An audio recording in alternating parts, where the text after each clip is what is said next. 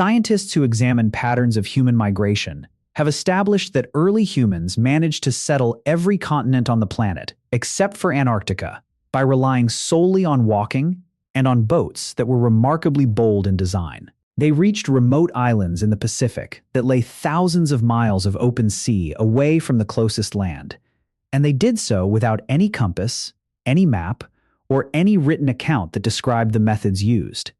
There was no satellite positioning, no engine powered by combustion, and no modern textbook knowledge of ocean currents, weather patterns, or navigation by the stars. What they had was simply the practical skill built up over time and applied steadily from one generation to the next until the human species had extended its presence across almost all of the livable land on Earth.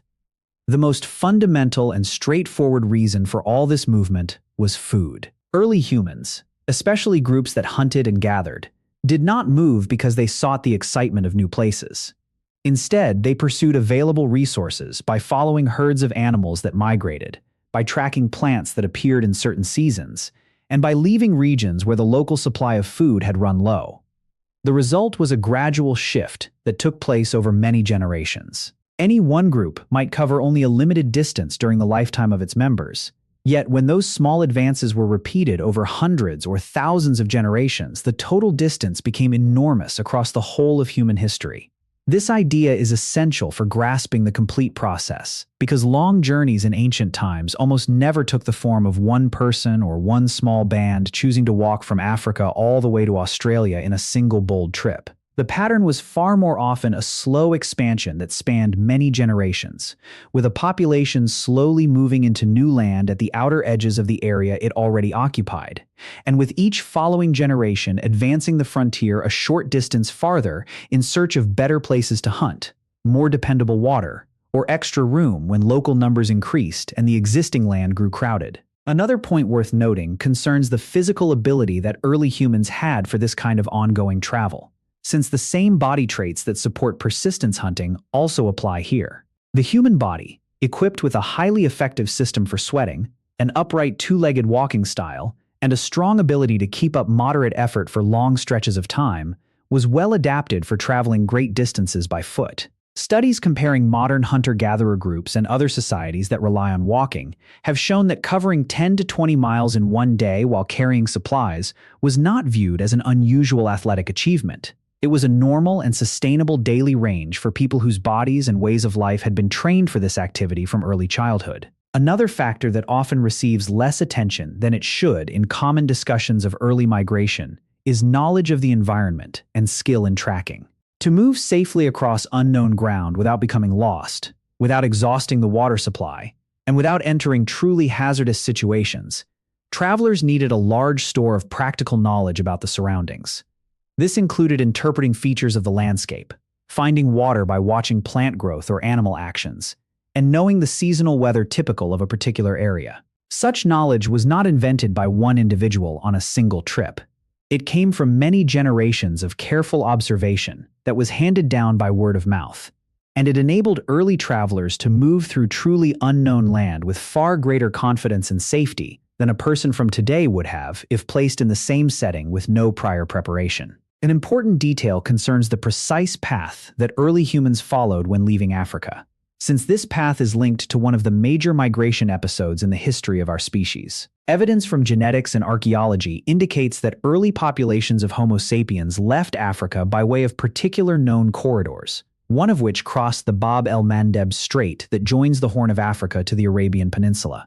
That stretch of water would have been much narrower and easier to cross during certain times of lower sea level that were tied to Ice Age climate cycles. This point is significant because it shows a key theme that runs through the whole subject.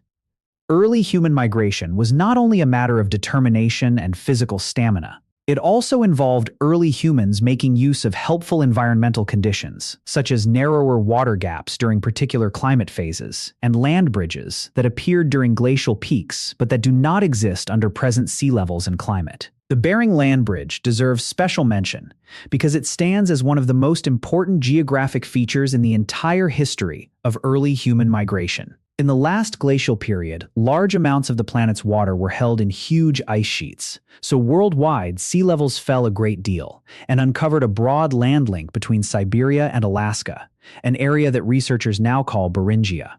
That land connection let early human groups walk straight from Asia into the Americas without any need for boats or advanced methods of crossing water. They simply followed herds of game and slowly moved eastward over what was then ordinary solid ground rather than the open ocean that now divides the two continents. This one geographic feature accounts for a large part of how humans managed to settle a whole hemisphere that, under today's sea levels, would otherwise demand highly developed seafaring technology to reach. Early humans were not carrying out any miraculous crossing of the ocean to arrive in the Americas. They were using a temporary shortcut, created by climate that does not exist under present conditions, walking over what is now a stretch of sea between two continents, because at that moment in history it was not sea at all. The colonization of Pacific Islands is remarkable because it belongs to an entirely different class of ancient travel problem, one that truly required advanced and intentional seafaring technology instead of merely walking across land that had been exposed. Polynesian travelers managed to settle a huge number of distant Pacific islands that were cut off from one another and from any continent by truly wide expanses of open ocean. They used double-hulled outrigger canoes that could carry whole founding groups together with the plants, animals, and provisions needed to create a lasting new community once they arrived. These voyages were not the result of chance drifting. Evidence from archaeology and genetics, along with the intentional loading of breeding stocks of particular plants and animals onto the canoes, clearly shows that the trips were deliberate and planned by people who expected to locate land and meant to found a permanent settlement when they did. The navigation techniques that made open ocean travel of this kind possible are impressive, and they form one of the most advanced collections of practical scientific knowledge created anywhere in the ancient world. Polynesian navigators created and improved a system of navigation that rested on close and careful watching of star arrangements, the direction and form of ocean swells, the shapes of clouds, and even the flight paths of certain seabirds that nest on known islands. All of these observations were woven into a single mental system of navigation that was taught through rigorous oral instruction and hands-on apprenticeship.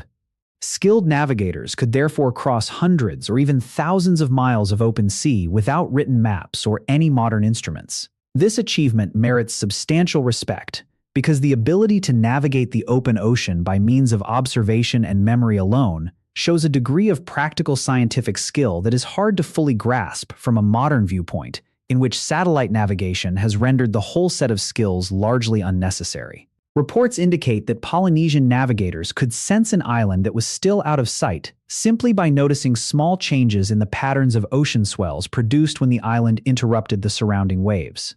That degree of trained sensitivity to the environment has proven hard for modern researchers who study traditional Polynesian navigation to reproduce completely, even after extensive, focused practice. Boat technology in general is also important, since Polynesian outrigger canoes are only one local example within a much wider range of watercraft that different ancient cultures developed on their own. Cultures that faced different water crossing problems created clearly different boat designs matched to their own surroundings and travel requirements. These included reed boats in some ancient Mediterranean and South American settings, dugout canoes hollowed from single large tree trunks among many river and coastal peoples around the world, and boats with frames covered by skins in certain northern and Arctic areas where wood was far scarcer than animal hide and bone for building a light yet sturdy craft. This diversity supports a pattern seen throughout the broader discussion. The growth of ancient technology was not a single universal invention that spread from one starting place.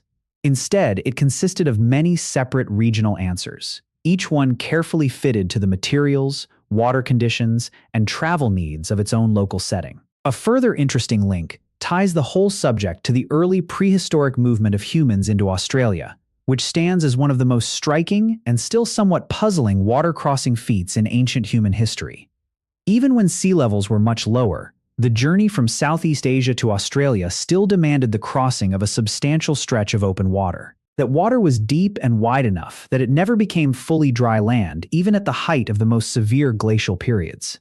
Therefore, early humans arrived in Australia, and the evidence points to a date of at least 65,000 years ago, by means of some kind of intentional watercraft. This occurred far earlier than the better-known Polynesian voyages already mentioned, even though the boats used were probably less advanced than those later developed by Pacific travelers.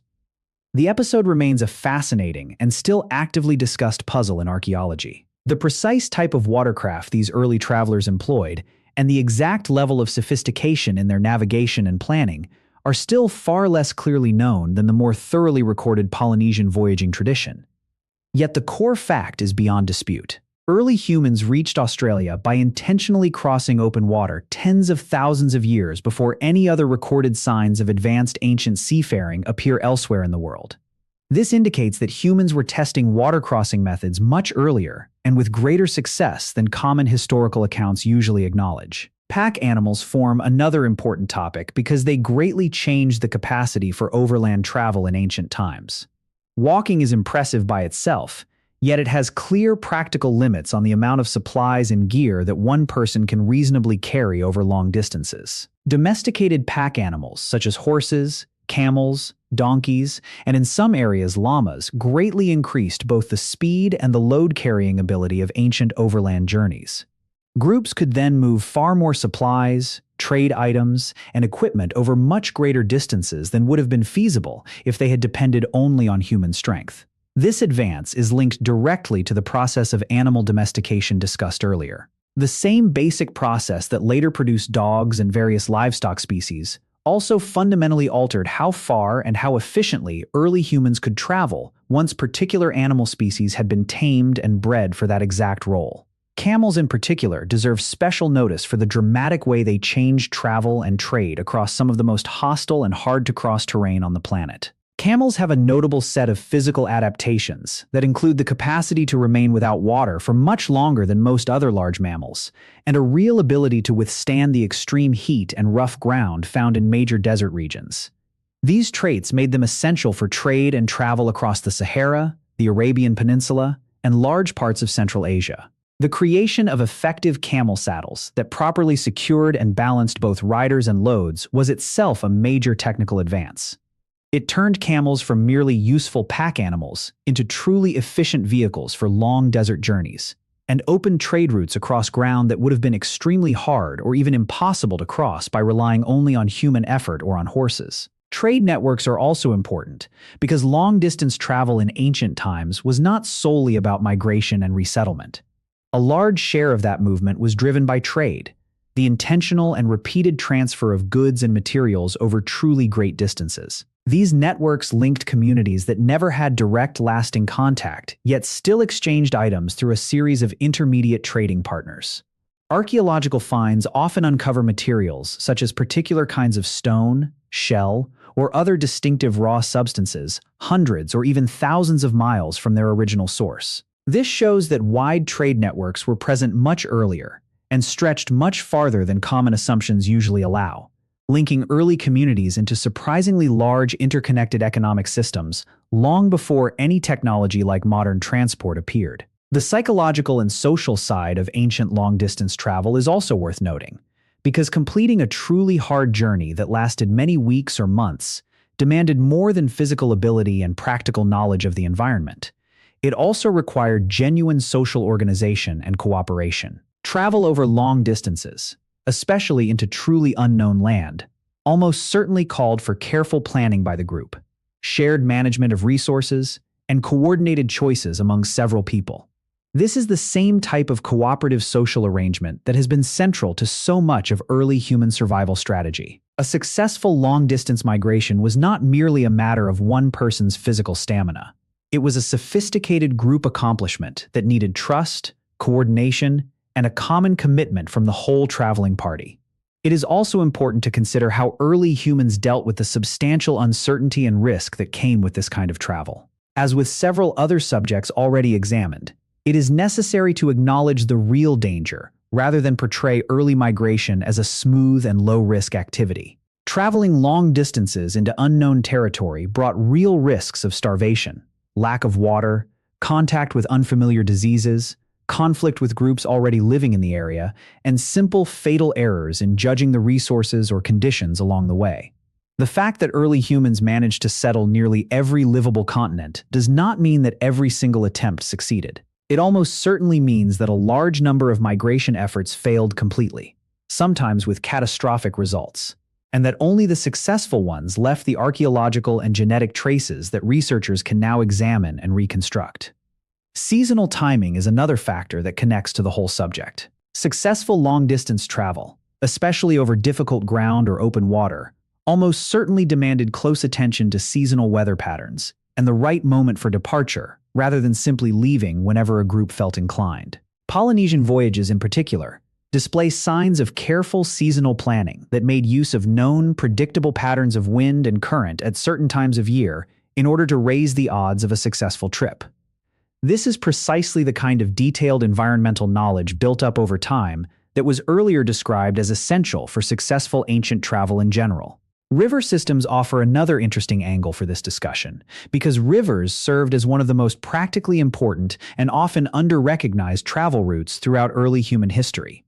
Rivers gave travelers a dependable and predictable source of water. They often presented much easier ground to follow than the dense forest or rough mountains that lay nearby. Once watercraft technology had advanced enough, they also let travelers cover far greater distances with far less physical effort than walking the same distance over land. Major ancient river systems, such as the Nile, the Tigris and Euphrates, the Indus, and many others, did more than support the farming civilizations usually linked to them. They acted as true highways that let people, goods, and ideas travel efficiently over long distances, and that bound communities along their courses into regional networks far more tightly integrated than would have been possible with overland travel alone. Another point concerns the way early humans managed long-distance travel through truly extreme environments, since certain migrations demanded the overcoming of environmental obstacles far harsher than merely covering a long stretch of reasonably mild ground. Groups that eventually made their homes in the Arctic and subarctic regions confronted extreme cold, scarce food for large parts of the year, and travel conditions that would have been deadly without the precise combination of clothing technology, shelter knowledge, and travel methods examined in earlier discussions of ancient shelter and clothing. The creation of effective sled technology, often used together with domesticated dogs that had been specially bred and trained for pulling, was a major innovation tailored to this kind of extreme setting. It permitted efficient travel and the movement of supplies across ground and conditions that would render ordinary walking or the use of pack animals impractical or even dangerous. It is also important to note how early humans carried and managed water on long overland trips through much drier environments, because this was a critical practical problem that receives far too little notice in ordinary discussions of ancient travel. Early travelers created a range of water storage methods that included treated animal skins, specially shaped gourds, and later ceramic containers designed to reduce water loss by evaporation during long journeys through deserts or dry regions. Knowledge of particular reliable water sources along established routes, sometimes handed down over many generations as essential and carefully memorized practical information, often made the real difference between a journey that could be survived and one that ended in death. This again underscores how greatly the store of environmental knowledge, rather than mere physical endurance, supported successful long-distance travel in ancient times. Genetic research has helped reconstruct these early migration patterns with far greater precision than archaeological evidence alone could provide, and this links directly to methods examined in several earlier discussions. By examining genetic markers and patterns of mutation in modern populations around the world, researchers have been able to outline approximate migration routes and dates with a degree of detail that would be impossible if they relied only on physical archaeological remains. Those remains, as noted earlier in connection with other subjects, often do not survive intact across the vast spans of time involved in major early migration events. In several specific documented instances, this genetic evidence has confirmed and sharpened migration timelines that earlier archaeological data alone could estimate only in much rougher terms. It provides another clear example of several independent scientific fields coming together to construct an ever more precise and confident account of exactly how and when these major early population movements took place. Finally, it is worth recognizing how large a body of practical knowledge had to be successfully transmitted from one generation to the next for any of this long-distance travel and migration to succeed on the scale described here. None of it resulted from one single brilliant discovery made once and then applied everywhere at once. It arose through countless separate pieces of practical knowledge, such as which plants signal nearby water, how to interpret coming weather from cloud shapes and shifts in the wind, and how to build a watercraft able to withstand open ocean swells. Each piece was carefully observed, tested, improved, and then successfully passed to the following generation, which improved it still further. This stands as one of the most impressive, yet often under-recognized features of early human accomplishment. An entire body of practical, hard-earned, scientific and navigational knowledge was built collectively and step by step across a vast stretch of human history. And it was done entirely without writing, without formal institutions, and without any of the modern systems for preserving knowledge that people now take for granted. So how did early humans actually manage to travel so far? Drawing on everything covered here, the full and accurate answer rests on an impressive combination of factors that operated together across a vast stretch of time.